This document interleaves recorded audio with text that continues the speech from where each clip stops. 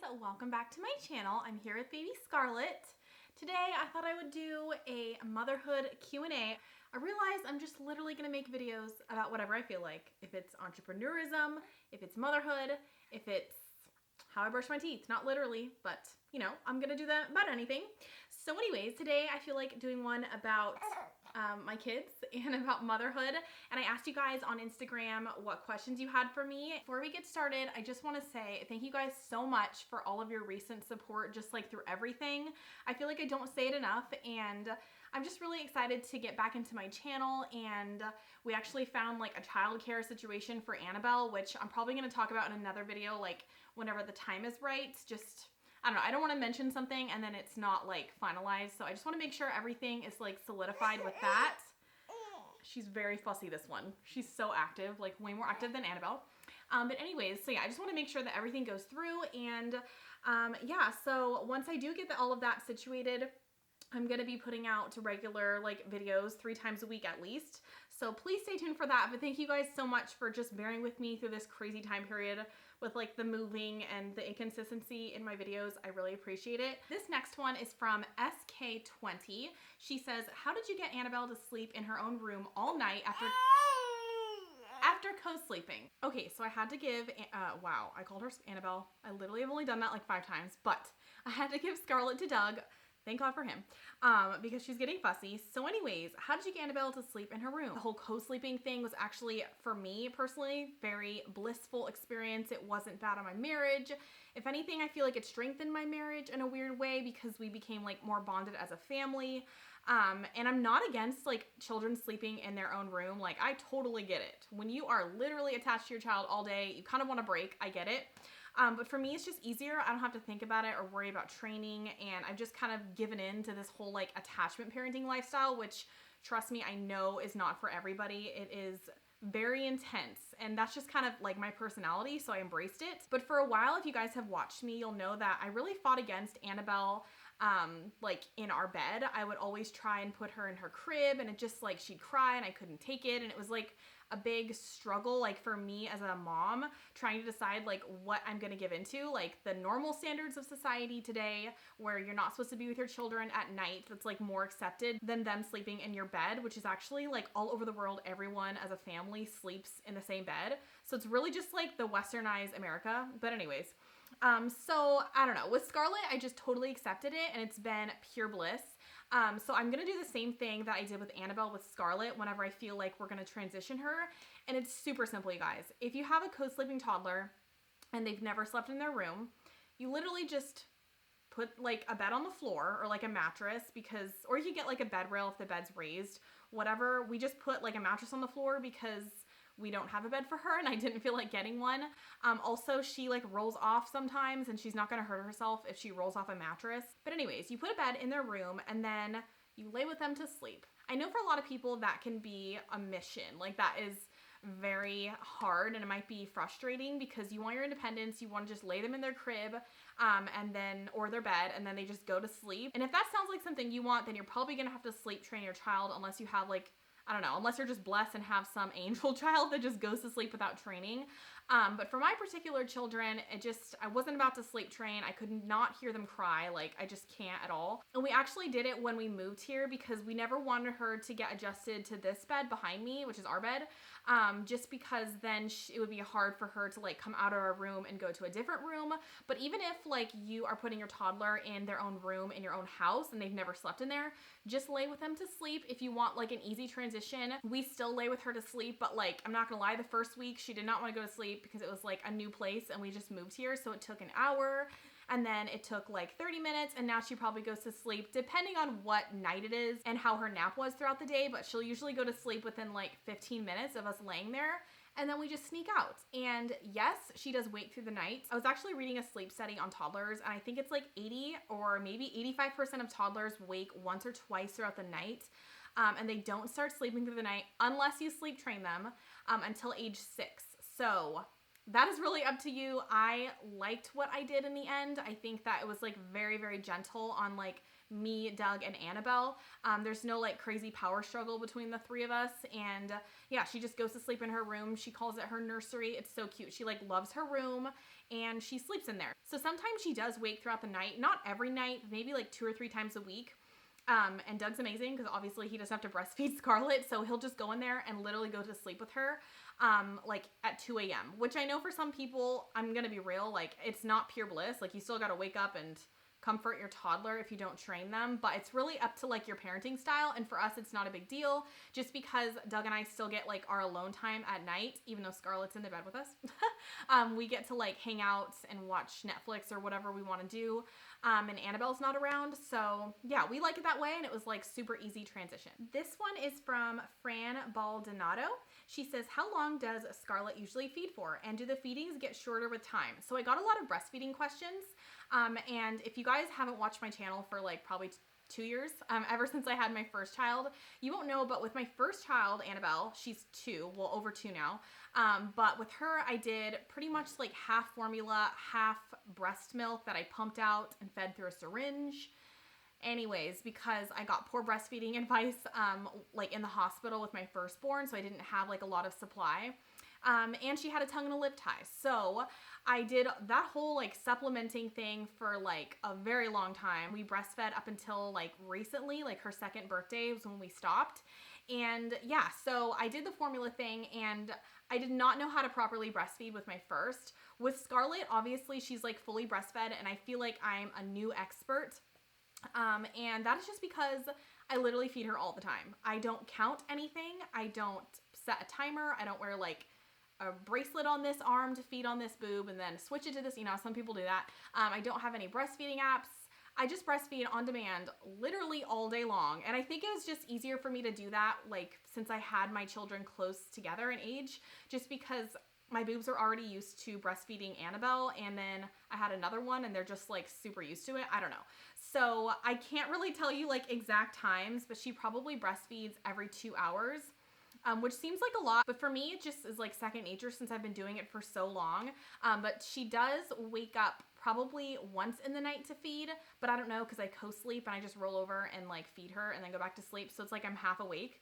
But yeah, I think she probably feeds for like 10 minutes every 2 hours, but I know some people are scheduled. They do it like, 10 and 10 every 3 hours or whatever, but I just feed whenever she makes a noise, and I'm a crazy mom like that because she is absolutely huge. This is from ttcbess.cami. She says, how do you deal with meltdowns and tantrums? Do you do timeout? Oh my gosh, you guys, Annabelle has been so cray as of lately. We don't do timeouts because we're actually practicing. I mean, I hate to put a name on everything because sometimes I'll classify myself as like an attachment parent and that turns people off, but there's a lot of things that attachment parents do that I don't do that I think are just like things that I don't want to do. But I would say that we're taking more of like a gentle, positive parenting approach. If you guys don't follow this girl on Instagram, I pretty much do everything she does. Her name's Ralphie, Simply on Purpose. I'll put her link below, but I mean, I watch her stuff religiously. Like I even have her Instagram bookmarked on my computer like a weirdo, but I love her stuff. And if you want to know exactly what I do, you should just watch her because she's like actually a child development expert and I am clearly not. But yeah, we take like a positive parenting approach and try and like misdirect if she does something really extreme, we'll obviously like not just give her a cookie or something. We'll talk her through it and try and understand like the reasoning why she's doing it rather than just punishing her. And I started researching more about like what Ralphie does and it just makes total sense. And yeah, I also read this other book by, I think his name is Harvey Karp. It's called, I forget, but you guys have to read it. I'll link the book down below. And I do what's called like Toddler essay, and it's like how you speak to a toddler. They're kind of like primitive beings and you're supposed to like match their tone for them to hear you. I found it very interesting because I guess like when a toddler has a tantrum, they basically like they can't hear anything. And you know, like when an adult has a so-called tantrum or when they're like super enraged, it's almost like they see red, and that's what people say. Well, when a toddler has a tantrum, they literally like don't hear anything. So you're supposed to match their level of tone and use like crazy gestures to like get their attention, because scolding them is literally not doing anything. And even like putting them in timeout, this is what I think, like based on the research I've done, putting them in timeout isn't really teaching them anything anyways. So that's just what I do, but I base everything off of that book and also the Instagram account that you guys can check out down below. This is from Darling April Blog. She has two questions. She says, were you able to enjoy the newborn stage as much with a toddler running around? And any reassuring words for moms pregnant with number 2 and afraid they won't love them as much? Okay, well, I can already tell you with the second question, you're gonna love your newborn as much as your first child. Like, I almost think, this sounds really bad, but I almost think with your second child, you're aware of how fast the time flies. So it's almost like you savor it more. And you're like very, at least from my experience, you're very like engrossed with like just how freaking cute newborns and babies are. I think that like now I realize that it's literally only a couple of months until they grow, like to be bigger babies, and then a couple more months until they're toddlers. And it's really just like a super short time span. I mean, to me, Annabelle's like still my little baby. I look at her sometimes and think, oh my God, she's so huge. I mean, especially when they're having like a meltdown, you think of them as like a child. But sometimes, like last night I was looking at her in the bathtub and I was like, she's still a baby. So to me, like they'll always be my babies, but it's different when you have a little tiny baby for the second time, because you realize that they grow just so much faster than you think. So I think you like savor it more, but yes, you will love your second one seriously as much as your first one. Like, it's insane. So don't worry about that. But anyways, was I able to enjoy the newborn stage? I think that's like the same answer. I enjoy it, I think, more because I know that it's not going to last forever and I don't take it for granted. This is from Liz Gomez. How's life with 2 as a zoo? Yes, it's a zoo. Right now it's 5:30 p.m. I'm just filming this video. I literally had one goal for the day, to film this video. Doug is in the minivan with both of them because Annabelle won't get out because she's singing Mulan songs. So yes, it's a zoo. Seriously, like a jungle. Okay, so this is from Liz Gomez. Also, she says, how are you preventing baby number 3? I'm doing the natural. Just kidding. Actually, I'm not just kidding. I'm not like religious in the fact that I don't use any kind of like contraceptives. Like, I don't know where I'm going with this question. How do I want to dive in? I do like the natural family planning, but I also try, I don't know, I like track my temperature and my ovulation. Maybe I'll talk about that in a different video because it's like, it's a little bit, I have to go into detail before you guys think I'm crazy, which you probably already do. But yeah, I do like the natural family planning method, which doesn't mean that we'll have kids like whenever and I'm not protecting myself because, yeah, I look at my body's temperature and I'm sure you guys know like what that is. If you don't know what it is, you can just look it up. But that is what I'm doing. But let's be honest, like I said, 2 is a zoo. So I'm not too worried about that, if you know what I mean. Okay, so this is from Belen Sewell Man TM. How do you guys handle 2 kids 24/7 and do work? Keep your sanity. Our sanity is lost. I hate to be negative. I'm trying to be positive, but you guys asked the questions. Our sanity is lost. If you guys saw the amount of clothing that is like on my floor, you would probably cry for me because there's so much laundry that I can't even begin to tell you. And yeah, so we don't have our sanity. We desperately need to find someone to watch Annabelle, which I actually think I got someone, so we'll see. And I'll let you know. But I think the only way to like survive this period and like be entrepreneurs and grow our business like the way we want is to get childcare. And I'm still processing that, so I'll let you guys know when I have a final answer. This is from Raquel Rome. She says, tips for getting your baby to eat good. Annabelle doesn't seem to be very picky. I think we just got blessed with Annabelle, but also I think we did do certain things. She literally eats everything, like sushi, seaweed. It's like very weird. Sometimes I feel like we gotta cut her off because she'll eat like as much as me. It's not good. But what we do with her is super simple. I follow this Instagram account, which basically talks about like everything that I do. So I'll link it down below. It's called Feeding Littles. And we offer her all of the healthy foods. So we don't give her we rarely give her fast food unless we're traveling or in a pinch. But at home, everything is like wholesome, whole ingredients. So we'll have like avocado, broccoli, chicken, like for lunch, for instance. We don't really give her like white starchy foods a lot because they're like not nutritionally I don't know, there's like no value. Sometimes, again, we'll indulge in like Annie's mac and cheese, but it's not like all the time. We were actually eating it once a week in Charleston when I was pregnant and eating terribly.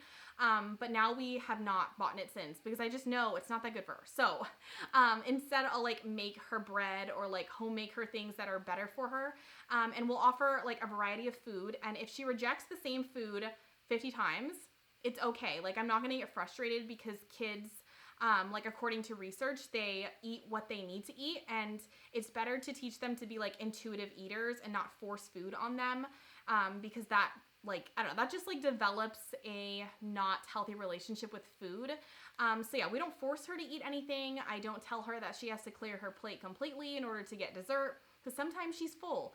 And if she wants to eat all of like the beige looking starchy foods on her plate, then I let her. And that has really caused like no frustration at meal times. I think because we don't force anything upon her, she naturally gravitates towards what her body needs. Anyways, everything is explained on that Instagram account, and I highly recommend it. It gives you so much good information. This is from Kelly Ann. She says, how did you wean Annabelle? So desperate. My girl is 11. Oh, a 2-year-old, and I don't know how to start. Okay, so for Annabelle, I literally just distracted her. She was breastfeeding, but not even really breastfeeding. She just wanted to like hang out with me on the boob. Like she just wanted to be this close to my face or something.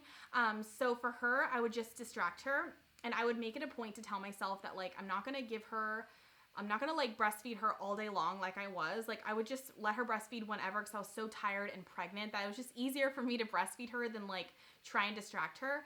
But once I was done with my pregnancy, I had like more energy to put towards like weaning. So whenever she would ask me to breastfeed, I would just say, hey, do you want to like do this instead? Or I would make sure she wasn't hungry, because sometimes if she's really hungry, she'll still ask me, and I'm like, okay, here's a sandwich, like you don't need it.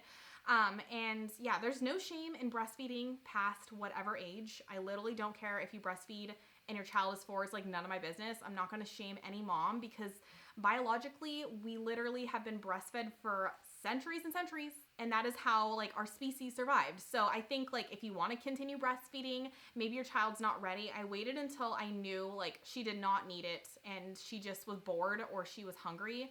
And yeah, so I just like distracted her. I would take her to the park. I wouldn't stay inside all day long. I would do things that she wanted to do, and then I gradually cut it down. It would be like 3 times a day. Then I would tell myself, okay, I'm only gonna let her do it in the morning and at night. So I told her milk in the morning and milk at night, and that's just kind of like what we did. It was a long process, but definitely worth it. Okay, I have a ton more questions, but I think I might do like a part 2. Let me know. Wait, my comments are disabled on this video. Let me know on Instagram, like DM me if you guys want to see a part 2, because I have so many questions. And send me more questions if you guys feel like I haven't gotten to something that you really want to hear. And yeah, thank you guys so much for watching this video and hanging out with me on my channel. Like this video if you like it. I can already hear my children screaming. Subscribe if you're new, and I'll see you in my next one. Bye guys.